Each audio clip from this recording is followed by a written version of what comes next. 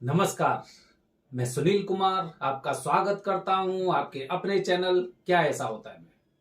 दोस्तों, हमेशा ध्यान रखिए, कुंडली में किसी भी तरह का दोष है तो किसी एक आदमी से मत पूछिए, बल्कि 3-4 लोगों से पूछिए, जिससे आपको वाकई में कुंडली में किसी भी तरह की कोई समस्या है तो आपको पता चले।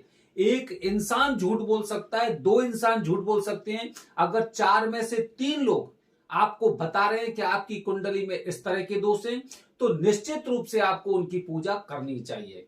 जब भी आप हमारे माध्यम से कोई पूजा करवाना चाहते हैं तो सबसे अच्छा होगा कि आप अपनी कुंडली भेजिए। अगर आप अपनी कुंडली भेजते हैं तो आपसे देखने का कोई पैसा नहीं लिया जाता है। बहुत से लोगों को मैं बोलता हूं कि आप कुंडली भेजिए, तो वो अपनी कुछ जानकारी भेज देते हैं।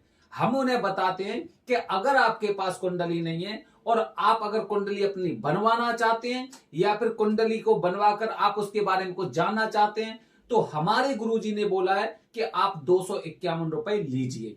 इसीलिए अगर आप कुंडली भेजते हैं तो आपसे कोई भी पैसा नहीं लिया जाता, और अगर आप डिटेल भेजते हैं तो आपको कम से कम इतना पैसा देना चाहिए, क्योंकि आपको कुंडली से संबंधित बहुत चीजें बताई जाती हैं।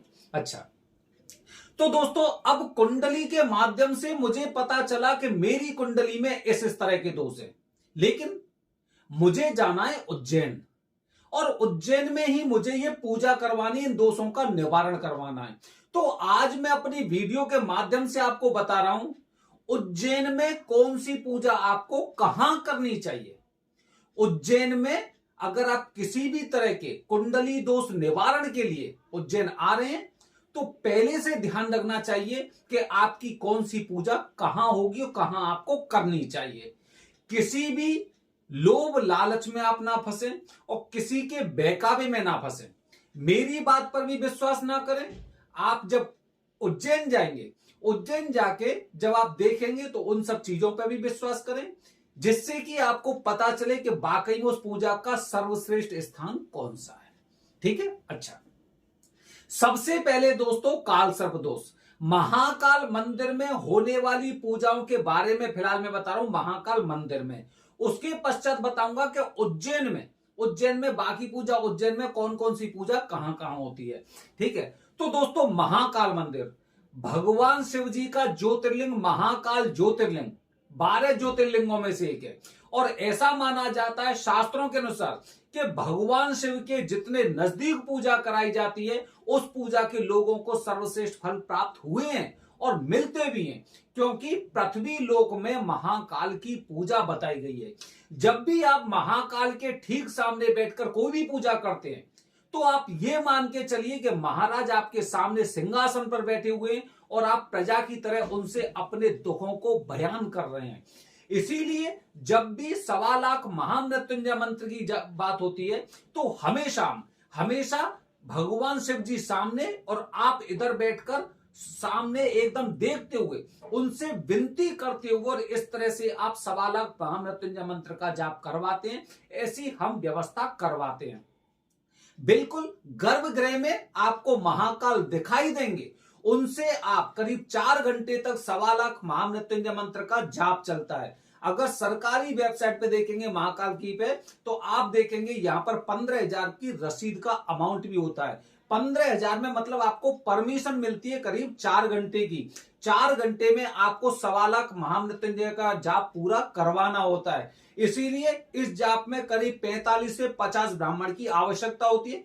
इतना स्पेस है, जैसे कि आप पीछे मेरे पर्दे पे देख रहे हैं कि यहां पर ठीक सामने महाकाल है, आप यहां बैठेंगे और इधर की तरफ ये जाप चल रहे हैं इस तरह से। तो महाकाल के मंदिर में सबसे ज्यादा पूजा होने वाला 1.25 लाख महामृत्युंजय मंत्र का जाप ही है, क्योंकि शास्त्रों में बताया गया है कि अगर राहु और केतु आपको किसी भी तरह से आपके जीवन के किसी भी क्षेत्र में अगर तंग कर रहे हैं, परेशान कर रहे हैं, आपके जीवन में मुसीबतें खड़ी कर रहे हैं, तो 1.25 लाख महामृत्युंजय मंत्र का जाप अगर आप यहां से करते हैं, तो जीवन भर राहु केतु आपसे ऐसे छुप कर रहेंगे जिस तरह से एक चोर रहता है, इस तरह से रहेंगे।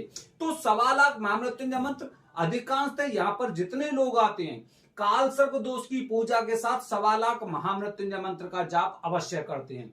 बस ध्यान इसमें रखना होता है कि भगवान शिव जी का वास उस समय कहां पर है, उसके अनुसार ही। ऐसा नहीं कि सोमवार को पूजा हो जाएगी या मंगलवार को जाप हो जाएंगे, नहीं। तिथि के अनुसार शुक्ल पक्ष और कृष्ण पक्ष की कुछ विशेष तिथियां होती हैं जिनमें भगवान शिव जी का वास देखा जाता है। तो सबसे ज्यादा महाकाल के मंदिर, पूरी पृथ्वी की बात कर रहा हूं, पूरी पृथ्वी पे सबसे ज्यादा 1.25 लाख महामृत्युंजय का मंत्र का जाप यहां होता है। लेकिन हम ये पूजा महाकाल के ठीक सामने करवाने लगे हैं, अन्यथा इससे पहले ये पूजा मंदिर परिसर में होती थी। ठीक है, तो ये सबसे बड़ी पूजा है। इसके पश्चात दोस्तों अगर हम बात करते हैं कालसर्प दोष की, तो कालसर्प दोष की पूजा महाकाल के ठीक सामने नहीं होती, लेकिन मंदिर परिसर में ही होती है। और मान के चलिए भगवान शिव जी का जो गर्भगृह है वहां से करीब 15 से 20 कदम की दूरी पर आपकी पूजा होती है।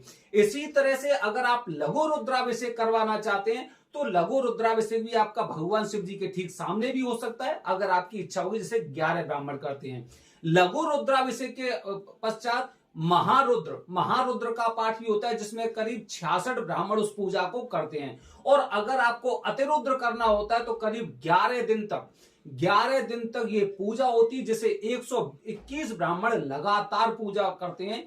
इसे ये पूरी पृथ्वी की सर्वश्रेष्ठ पूजा होती है, जिसे महापूजा बताया गया है। इसे कहते हैं अतिरुद्र, जो कि उज्जैन के महाकाल मंदिर में होती है।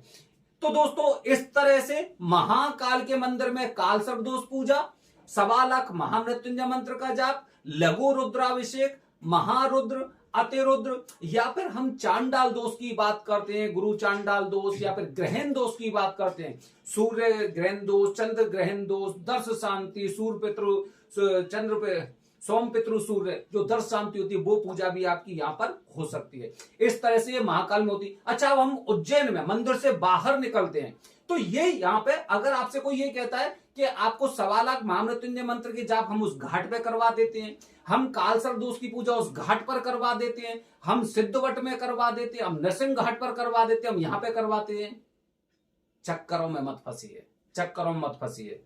आप यहां पर सर्वश्रेष्ठ स्थान पर आ रहे हैं तो सर्वश्रेष्ठ स्थान पर आपकी पूजा होनी चाहिए। लोग पैसे के लिए महाकाल के मंदिर में जाप ना करवा के घाट पर करवा लेते हैं। केवल कितना अंतर आएगा, 10, 15, 20 हजार रुपए का अंतर, लेकिन स्थान की महत्वता होती है, ये आप समझ चुके हैं। इसी तरह से दोस्तों अगर हम मंदिर से बाहर निकलते हैं तो पितृदोष की पूजा महाकाल मंदिर में नहीं होती है। शास्त्रों के मुताबिक पितृदोष की पूजा बहती नदी के किनारे पर होती है। इसीलिए या तो आप इसे शिप्रा नदी के घाट पर, राम घाट पर कर सकते हैं, इसे नरसिंह घाट पर कर सकते हैं, इसे सिद्धवट पर कर सकते हैं। ये पूजा मंदिर में नहीं होती। इसी तरह ये पूजा घर में भी नहीं होती। बहुत से लोगों को मैंने सुना है कि वो घर में भी पितृदोष की पूजा करवा लेते हैं। ठीक है, तो ये पूजा आपकी यहीं पे होती है। काफी लोग पहले पितरों की पूजा यहीं पे करते थे और फिर उसके पश्चात कालसर्प दोष की पूजा भी यहीं पे लोगों ने शुरू कर दी, क्योंकि कहते ना कि जब एक जगह एक चीज की दुकान लग गई तो उसमें और भी आइटम बढ़ा दो, इस तरह से चीजें। ठीक है, अच्छा ये हो गया। अब मंगल दोष की बात करते हैं दोस्तों। मंगल दोष के लिए एक मंगलनाथ मंदिर है, एक अंगारेश्वर मंदिर है, जिसे पुराना मंगलनाथ बोलते हैं। अगर मंगल दोष की पूजा आपको करनी तो महाकाल में मत करिए, आप किसी घाट पर मत करिए, आप किसी मंगल धाम जैसे किसी स्थान पर मत करिए। जो सर्वश्रेष्ठ स्थान बताए गए हैं, या तो मंगलनाथ मंदिर या पुराना मंगलनाथ मंदिर, जिसे अंगारेश्वर बोलते हैं, यहीं पे आपको ये पूजा करनी चाहिए और यही इस पूजा के सर्वश्रेष्ठ स्थान बताए गए हैं। अगर कोई इंसान ऊपरी बाधा से परेशान है, भूत प्रेतों से परेशान है, उसके ऊपर कोई काला जादू, किसी तरह का जादू, ब्लैक मैजिक है, तो फिर एक स्थिति के पश्चात उसकी पूजा काल भैरव के नीचे स्थान बना हुआ विक्रांत भैरव, यहां पर वो पूजा संध्याकालीन समय पर शुरू होती है। अगर किसी को ऊपरी बाधा से अगर कोई समस्या चल रही है तो इनकी पूजा विक्रांत भैरव में होती है। इसी तरह से दोस्तों बहुत से लोग ऐसे होते हैं कि जिन पर बहुत ज्यादा कर्जा होता है, ये अपने कर्जे को नहीं चुका पा रहे हैं और कर्जा चुकाने के लिए बहुत प्रयास किए, अपना सोना जेवर वगैरह सब गिरवी रख दिया, बेच दिया, ब्याज पे लिया, लेकिन व्यवस्था ही नहीं बन पाई, कर्जा चुक नहीं पाया। इसके लिए विशेष मुहूर्त में, जैसे कि अभी 25 जून को अंगारक चतुर्थी है, तो इस पूजा को आप मंगलनाथ मंदिर में भी कर सकते हैं। अन्यथा घाट के किनारे पर ऋणमुक्तेश्वर महादेव जी का मंदिर है। यहाँ पर पीली पूजा होती है और माना जाता है कि यहाँ पर कराएगी पूजा के पश्चात आप का ऋण खत्म हो जाता है, मतलब किसी की उधारी नहीं रहती, वो बहुत जल्दी वो पैसा चुकने लग जाता है। इसी तरह से बहुत से लोगों को मैंने देखा दोस्तों जो झूठे केसों में फंसे हुए हैं, झूठे केसों में फंसे हुए हैं, इन पे अदालत का खतरा है, इन पे कानून के शिकंजा में आने का खतरा है, या फिर इनको बेल नहीं मिल पा रही है।